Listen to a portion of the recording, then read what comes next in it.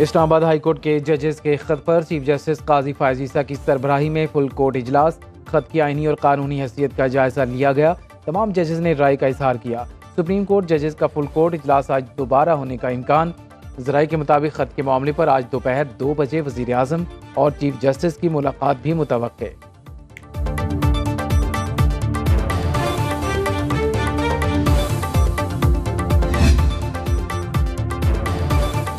Supreme court bar ایسوسی ایشن کا اسلام آباد ہائی کورٹ کے ججز کے خط میں لکھے واقعات پر سخت ناپسندیدگی کا اظہار۔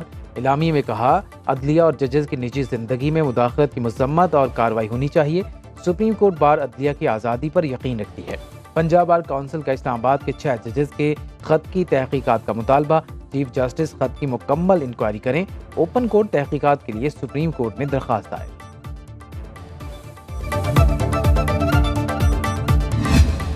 لیٹر میں یہ لکھا ہے کہ یہ انٹرفیرنس ایک قسم کے پولیٹیکلی موٹیویٹڈ کیسز میں ہوا ہے۔ مطالبہ کرتے ہیں کہ اس کی ڈیپ انکوائری فوراً انیشیٹ کی جائے اور جوڈیشل کمیشن کے تھرو اس کی انکوائری ہو۔ اسلام آباد ہائی کورٹ اور عدلیہ میں مداخلت ہوئی، ججز نے خط میں لکھا، مداخلت سیاسی مقدمات میں کی گئی۔ تحریک انصاف کے چیئرمین بیرسٹر گوہر کی نیوز کانفرنس، بولے خط کی انکوائری کے لیے جوڈیشل کمیشن بنایا جائے، کارروائی نہ ہوئی تو عوام کا عدلیہ پر اعتماد اٹھ جائے گا۔ عمر ایوب نے کہا، واضح طور پر سامنے آیا، نشانہ صرف پی ٹی آئی ہے، خط کا معاملہ قومی اسمبلی میں اٹھائیں گے، سپریم جوڈیشل کونسل آئین و قانون کی پاسداری کرے۔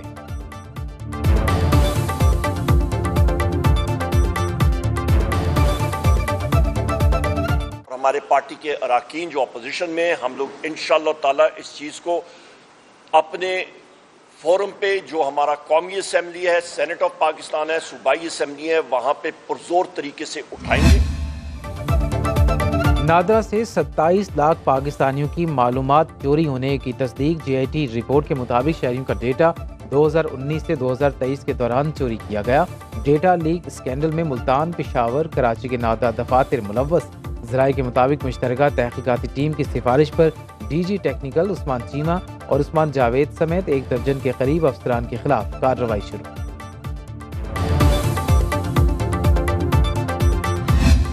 دہشت گردی کے خلاف زیرو ٹالرنس، وزیر اعظم کی زیر صدارت اعلیٰ سطح کے سیکیورٹی اجلاس میں بڑے فیصلے، آرمی چیف سمیت اعلیٰ عسکری حکام اور سیکیورٹی ایجنسیز کے سربراہوں کی شرکت۔ اجلاس میں واقعے کی شدید الفاظ میں مذمت، وزیر اعظم شہباز شریف بولے، سی پیک کے دشمنوں نے ایک مرتبہ پھر بزدلانہ حرکت کی، پوری قوم کی ہمدردیاں چینی شہریوں کے اہل خانہ کے ساتھ ہیں۔ پاکستانی حکومت واقعے کی اعلیٰ سطح اور جلد تحقیقات کر کے ذمہ داروں اور سہولت کاروں کو قرار واقعی سزا دے۔ Army chief general Asim Munir نے کہا، ہم آخری دم تک دہشت گردی کا مقابلہ پوری طاقت سے کریں گے۔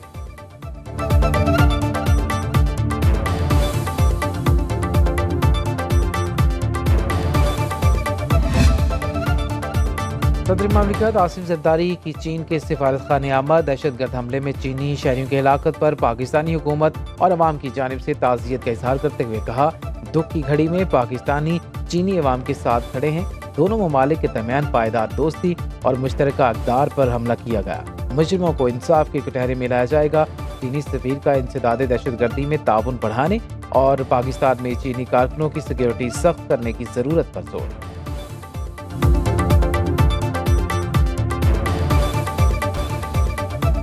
پاکستان میں دہشت گردی اور افغانستان کی وجہ سے ہے، ہماری کوششوں کے باوجود کابل کوئی پیش رفت نہیں کر رہا۔ وزیر دفاع خواجہ آصف کا سماجی رابطے کی ویب سائٹ پر پیغام، لکھا، افغانستان کی سرزمین سے پاکستان کے خلاف دہشت گرد آزادانہ آپریٹ ہو رہے ہیں۔ موجودہ حالات میں پاکستان کو اس بارڈر پر تمام بین الاقوامی قوانین نافذ کرنا ہوں گے۔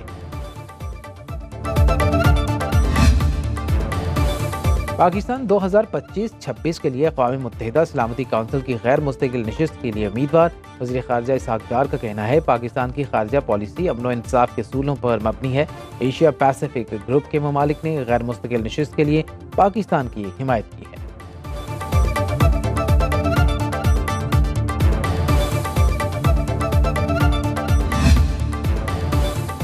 پنجاب میں سینٹ کی 7 جنرل نشستوں پر 7 امیدوار بلا مقابلہ کامیاب، 12 میں سے 5 امیدواروں نے کاغذات نامزدگی واپس لے لی۔ نون لیگ کے 5 اور تحریک انصاف کے 2 امیدوار بلا مقابلہ کامیاب، محسن نقوی، پرویز رشید، ناصر محمود، احد چیمہ اور طلال چودھری کامیاب۔ सुन्नी इत्तेहाद काउंसिल के राजा नासिर अब्बास और हामिद खान भी मुंतखब। वलीद इकबाल, शहजाद वसीम, एजाज मिनहास, मुसद्दिक मलिक और उमर चीमा ने कागज वापस लिए।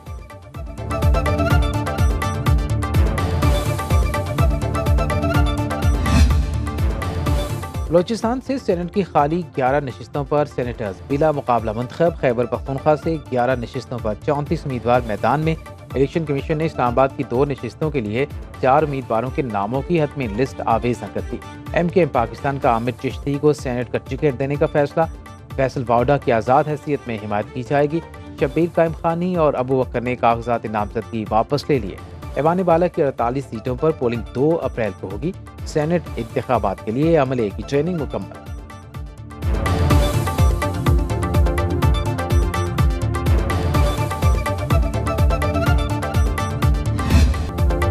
अवाम पर महंगी गैस का बोझ डालने की तैयारी। ओगरा की पेशावर में समाअत। सुई गैस हुकाम, सरहद चैम्बर ऑफ कॉमर्स के नुमाइंदे और सनअतकार शरीक। चेयरमैन ओगरा मसरूर खान और मेंबर फाइनेंस मोहम्मद नईम ने समाअत की। सदर सरहद चैम्बर ऑफ कॉमर्स फवाद इसहाक ने कहा, सार्फिन चीख रहे हैं, लोग गैस की कीमत में इजाफा बर्दाश्त नहीं कर सकते। सदर CNG एसोसिएशन अब्दुल मुकीम ने कहा, निर्ख बढ़ाने की दरख्वास्त मुस्तरद की जाए। गैस की कीमतों के मुतालिक हतमी फैसला 1 जुलाई 2024 होगा।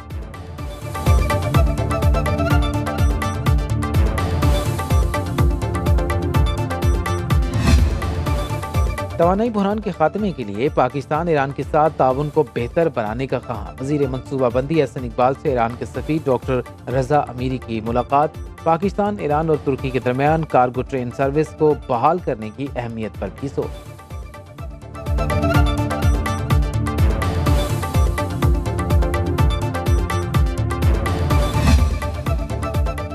IMF का सनदी टैरिफ में कमी के लिए कैपेसिटी चार्जेस कम करने का मशवरा। कहा, मुल्क की ज़रूरियात के लिए पहले नए पावर प्लांट्स को चलाया जाए। मुकम्मल पैदावारी सलाहियत हासिल करने से टैरिफ में 18 रुपये कमी आ सकती है। प्लांट से पूरी बिजली न खरीदने से सार्फिन पर सालाना 2000 अरब रुपये का बोझ आता है। कैप्टिव पावर प्लांट को सस्ती मकामी गैस की फराहमी रेट बढ़ाकर मुनक़ता कर दी जाए। तमाम सनती जोन को बिला तातुल बिजली फराहमी को यकीनी बनाया जाए।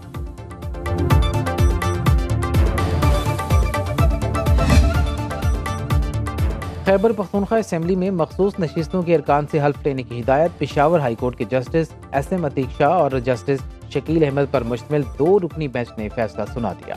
दौरान समाअत जस्टिस शकील अहमद ने इस्तिफ्सार किया, हल्फ न लिया गया तो उसके क्या असरात होंगे। एडवोकेट जनरल ने जवाब दिया, हमने तो हल्फ से इनकार नहीं किया। अदालत ने दिमाग दिए, अपोजिशन में लिबर्टी होती है, हुकूमत में आप जिम्मेदार हैं।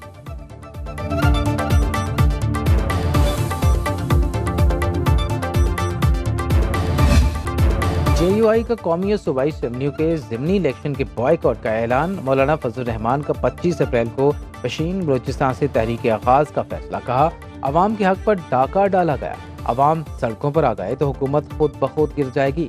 PTI का मुझसे राबिता नहीं।